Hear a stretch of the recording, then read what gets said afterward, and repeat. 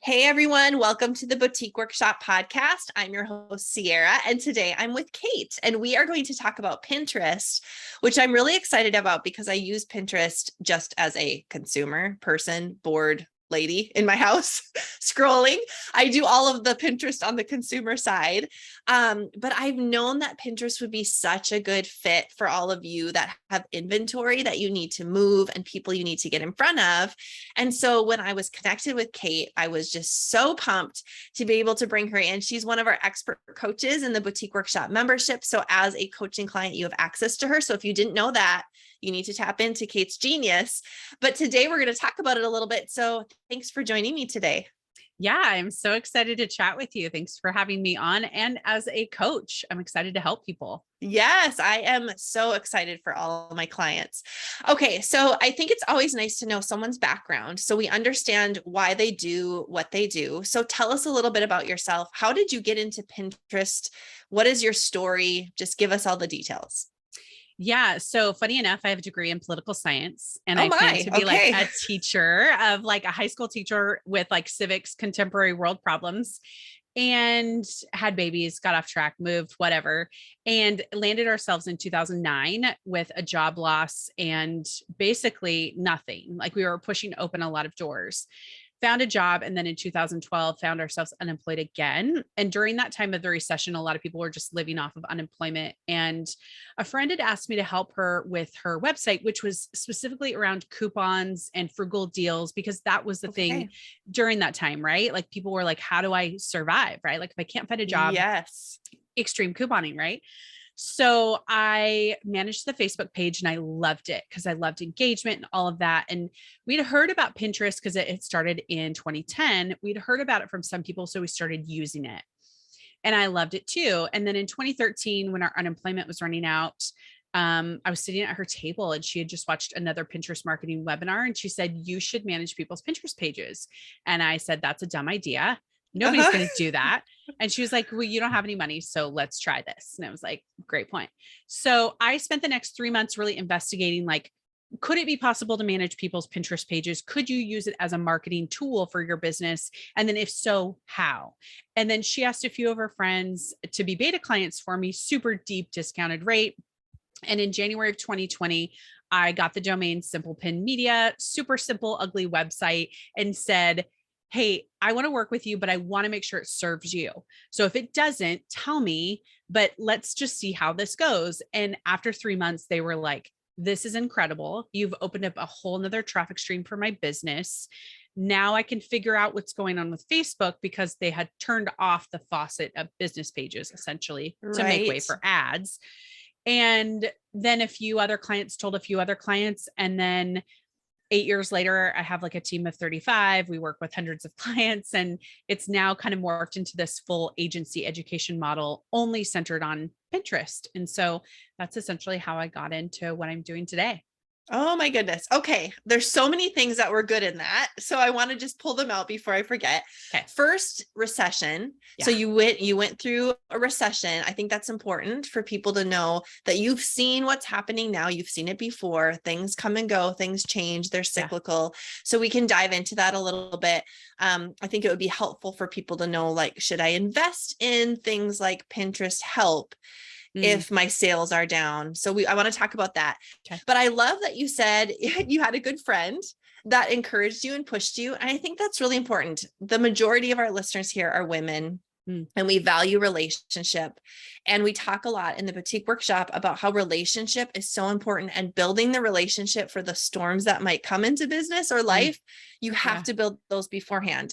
So I just thought that was a Yeah. good moment for us listeners, and for you and I to just remember how important those relationships are, because she pushed you and said, essentially, you're not making anything the way you're doing it. So let's just be creative and let's give it a shot. And then she found you some clients and helped you out. So I love that. Yeah. So let's go back to that recession piece. Yeah. And why should we think about investing in more help if our sales are low Mm. already right now? Yeah, that's a great question. I think if I one of the unique perspectives I think that I have in living through that recession was it felt so different in the sense of you could not find a job anywhere and Yeah. housing prices were plummeting and we were on food stamps. And it was just such this destitute time that the difference I see now is that there are people willing to step away from a job they've been doing before and try something new. Mhm. And Yeah. what that allows you to do is to hire people, but don't go in with this mindset, full-time, part-time, whatever. Go with, how can we do a few things together for just a couple of hours? And that feels more approachable than to say, oh my gosh, I'm going to hire part-time or full-time and benefits and all those kinds of things. But to remember there are people out there that have left a full-time job, or either they have little kids at home and they do not want to go back into traditional employment, but they would like to get money for their family or get money for Yeah. themselves, or they're doing a side gig. So I think when we turn it on its side of like this recession being different, where we have a surplus of jobs and we have a little Yes. bit more freedom, just don't think of it in the traditional way. I think of it in, how do I get a little bit of help to let the air out of the balloon so I can think more, so I can get my head above the clouds, and then I can grow. And that's Yeah. very different than what it was like before, where it was like, oh, there's no money. There's nothing, Yeah. you know? There's nothing. Yeah. Yeah. And that's really interesting too, when we think about what you do as a Pinterest strategist. And anytime we would hire a 1099 contractor or, a vendor expert for our business, let's start thinking more creatively. So, which can actually free up more dollars in our business. So if we let you do what you do really, really well on Pinterest, I don't even have to think about it. You do it quick and efficient because that's all you do all day. Then I can focus on buying right, managing my inventory, understanding my customers. So let's talk about your agency and what you really do to help product-based businesses.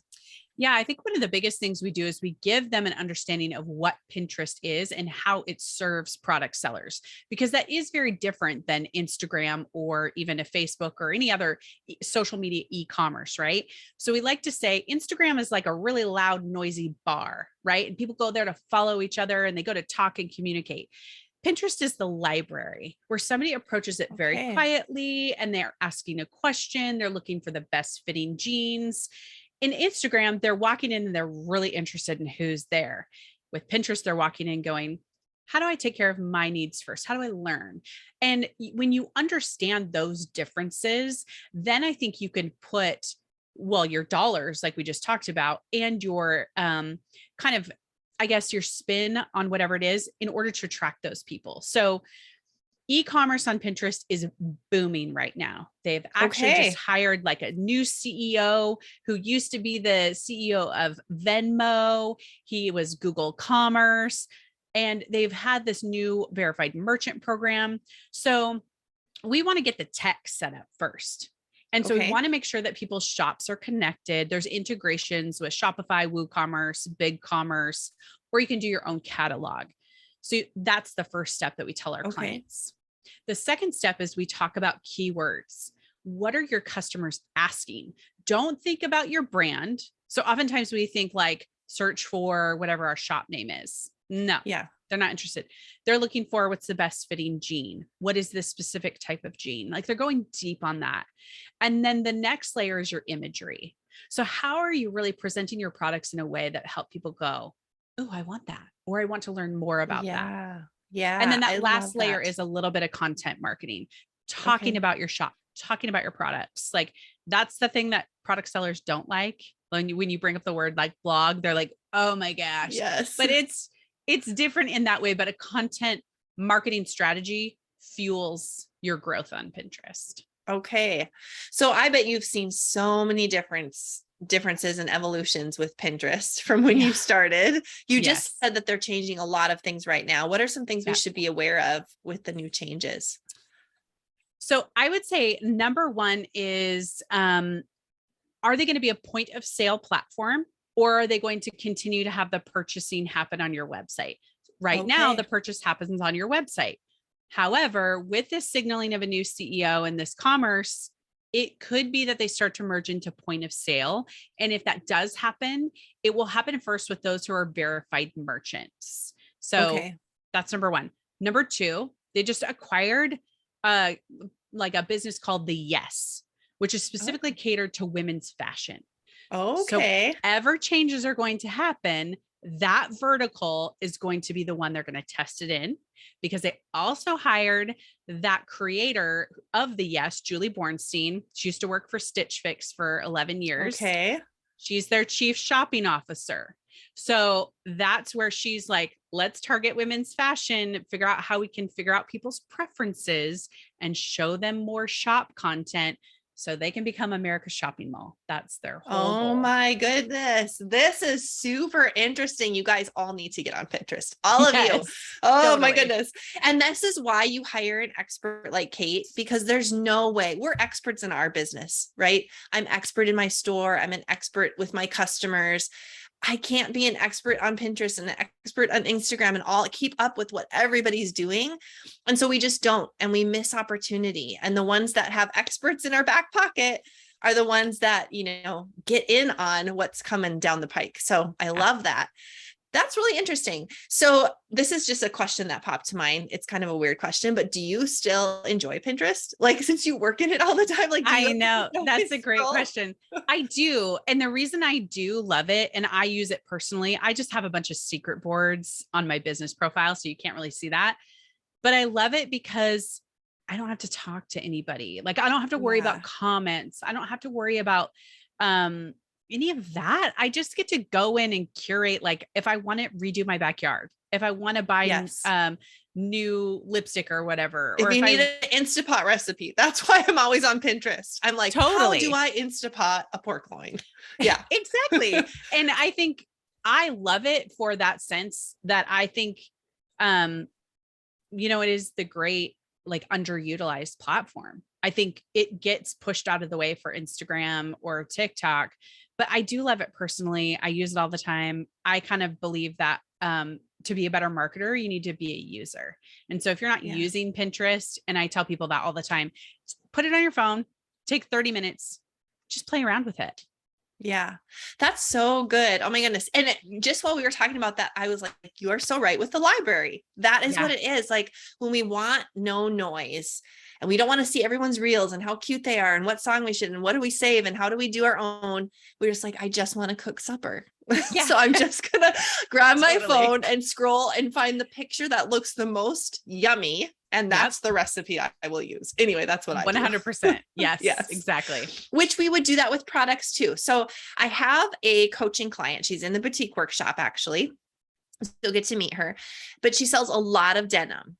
And so I was telling her, you really need to position yourself. I always tell my clients, you're solving a problem, you're not selling a product. So what solution are you solving for your customer? And it's very hard to get over that, because we think, well, I sell cute shirts and cute outfits. And if we go a little deep, we might say like, well, I make women feel beautiful, but truly what problem? And so in talking about her denim, I said, if you can position yourself as a denim expert, so that when I need to find a good fitting pair of jeans, or know if I can wear white jeans in December, I think of your store first. Wouldn't that be a great way to position yourself using Pinterest? 100%. And that's where that content marketing strategy came in, because that's what users are looking for, the answer to that. Here's an example of somebody who sells, they do grief boxes. So somebody who's lost a family member or a pet or anything like that, you can send them a grief box. Well, what we found when we worked with them was that all of their new users came from Pinterest, and they were asking questions. What do I say? What do I do for someone who's just lost parent, child, pet? And it would take them to their website, and they would give some really good practical suggestions. Take them a meal, take them a cart, But we also have this box that you can send them. And this box includes this. They get more new users from Pinterest than they do anywhere else. They get repeat users from Instagram because people know them, follow them, like them, all those kinds of things. But they get all their new users from Pinterest just by answering the problem that the people have.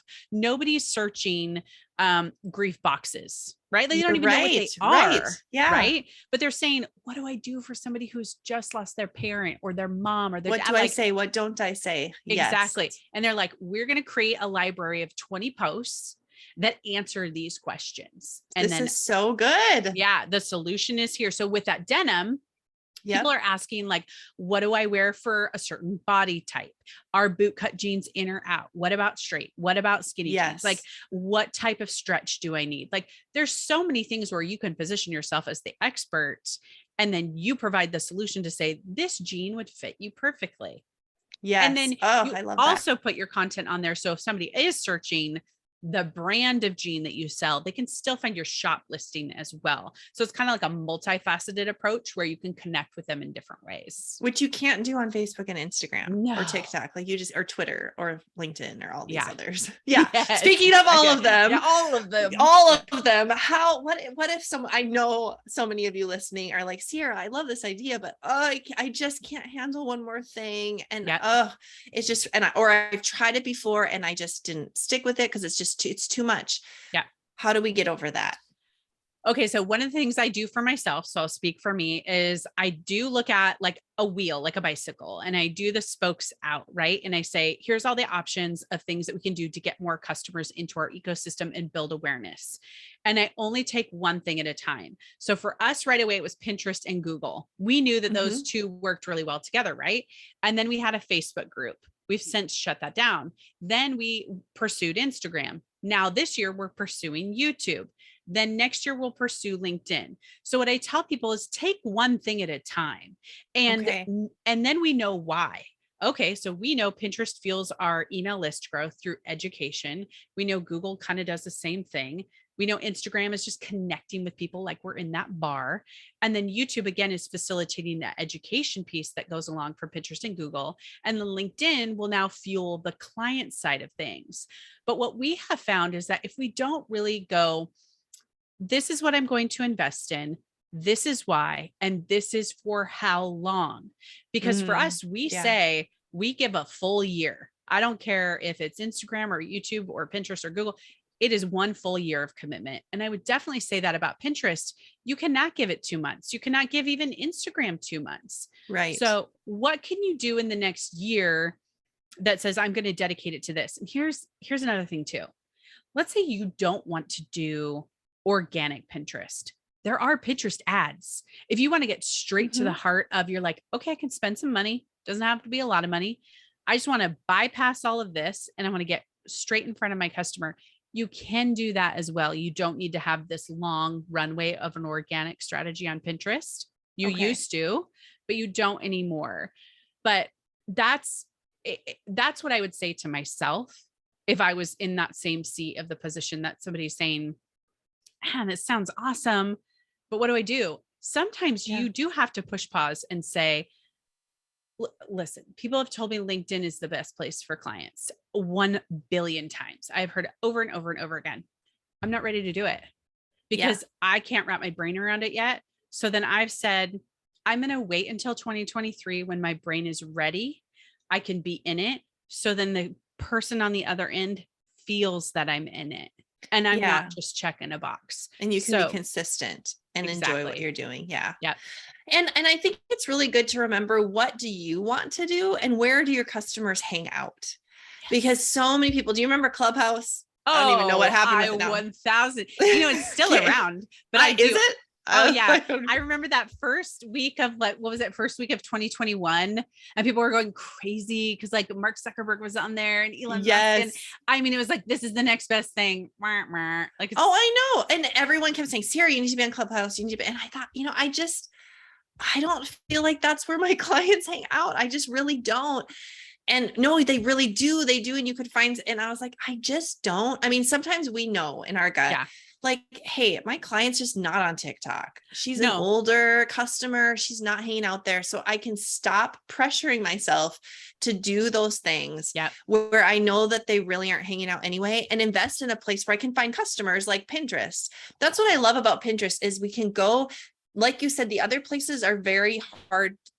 You almost have to have your customer base established, like you said, with Instagram or Facebook, and then they can hang out with you and talk about what you have. And you remind them of, they need to come and shop again. But how do we find new people, especially for e-commerce only? And we don't have walk by traffic. We have to create our own walk by traffic. And so Pinterest with e-commerce, product-based businesses, what type of success have you seen in your years of working with them? I mean, I would say the biggest thing is that cold leads piece. The biggest thing is the diversification. So we've seen people grow in awareness. We've seen people obviously grow in sales. It really depends on each person. We worked with a beauty brand for a long time that really wanted to distinguish them from all the other ones in the market by being really vegan, cruelty free, all of those pieces.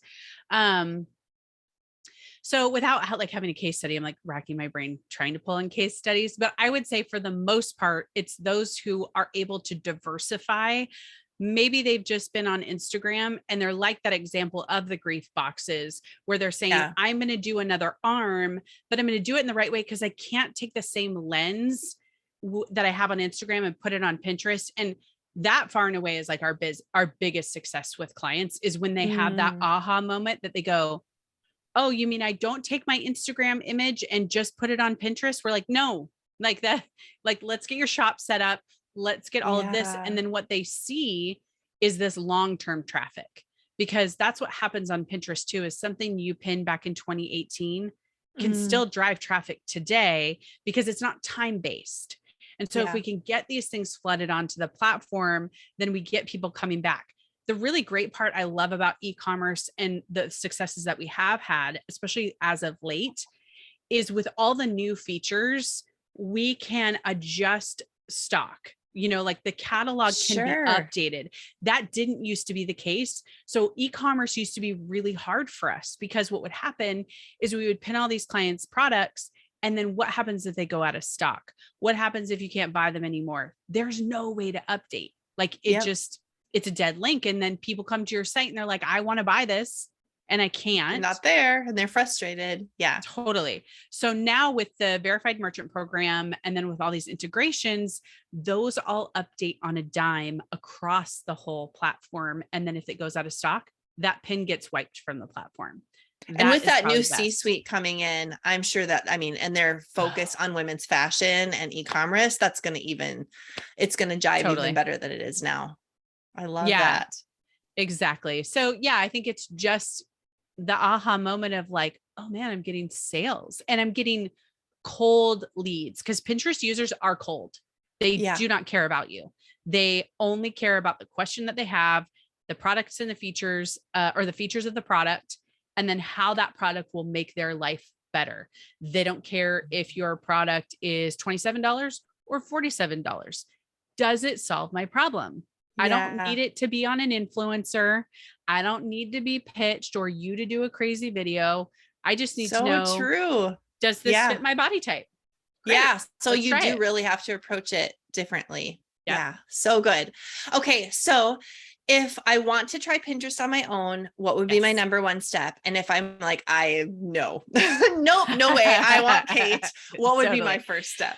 Well, I would say, like, we have a whole 4-part email newsletter that you can link for them. And that's specifically for product sellers to walk them through those 4 parts.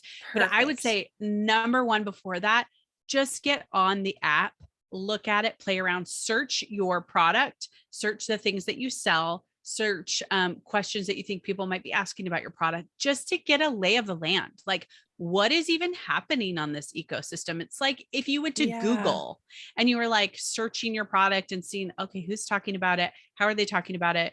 You can't see how old things are, but you can see how they're positioning things. Yeah. And then do the 4-part newsletter, because that's how we walk you getting set up and what you need to get that all in place. And then if you get to that point, and a lot of people get stopped on the tech.